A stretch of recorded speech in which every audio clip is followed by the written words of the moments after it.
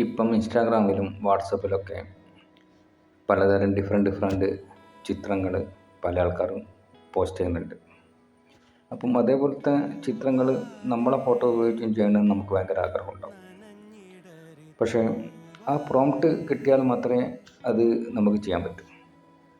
അപ്പം അവരോട് പ്രോംപ്റ്റ് ചോദിക്കുമ്പം അവർ പറയും പിന്നെ എന്നെ ഫോളോ ചെയ്യും, സബ്സ്ക്രൈബ് ചെയ്യും എന്നൊക്കെ പറയും. പക്ഷെ അതിൻ്റെ ഒന്നും ആവശ്യമില്ല. ഇതാണ്